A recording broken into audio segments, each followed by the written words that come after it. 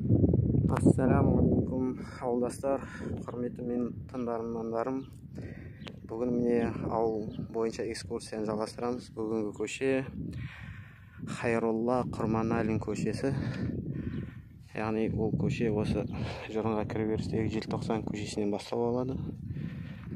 Бұл көшеде биыл асфальттанды жақында. Яғни бұл ауылдың шеті, Жорын шеті.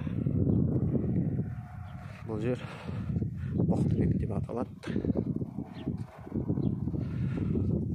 Көше бойынша экскурсиямызды бастаймыз.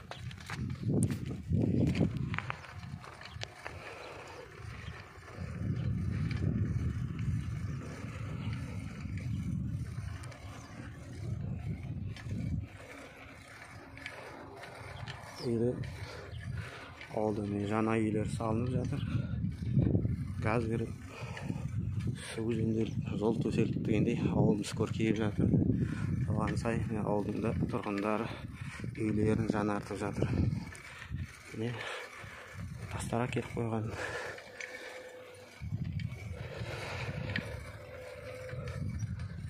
Мына жерде бір үйлер болды, яғни бетоннан құрама үйлер болды. Бұлардың бәрі қирап болды.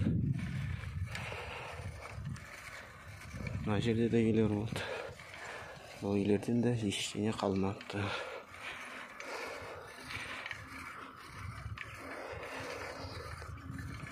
Кезінде газ Жорын ауылына уақытылы кірмей, сөйтіп көпшілік адамның да үміттері үзіліп, бұл ауылдан көшкенді.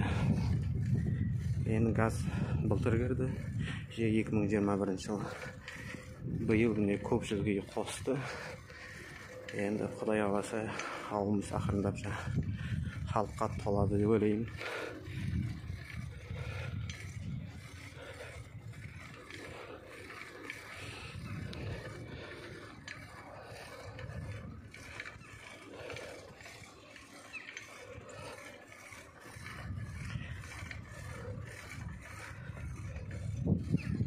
Бұрын енді ауылда халық көп болды, аудан орталығы болсын, үйлер тығыз болды. Қазір үйлер бұзылғаннан кейін үйлердің аралары ашық қалып қойды. Мына жерде құдық бар. Осы жердің құдығы тұщы су. Мына жер газ бөлу пункті.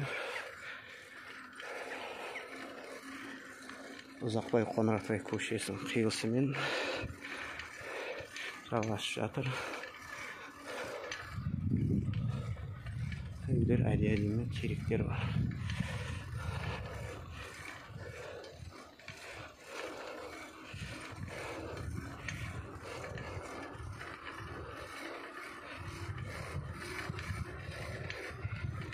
Мұнда үйлер болды. Кішкентай кезінде ескендер. Үйдің қаңырап тұр. Мұндағы үйлер бұзылған. Мына жерде су тасиды көктемде.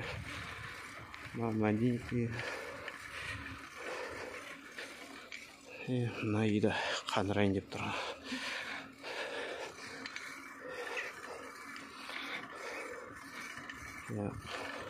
Хайролла Құрманалин атындағы көше. Алдымызда Ахмет Жұбанов атындағы көшемен қиылыс.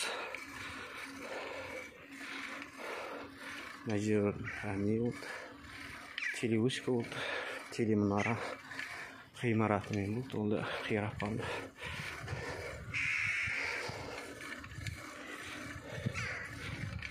Әжен бұрын үйлердің болған орында. Әжен үй болды. Одан да дым қалмады қирап. Мұнда үй жаңартылып жатыр. Құрылыс қосылып.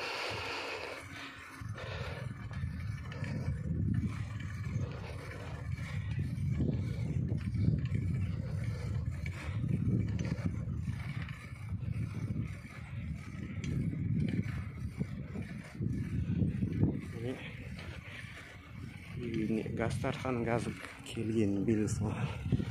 Ауылда шөп келіп жатыр. Трактор тығырып, баяғы көне тракторлар.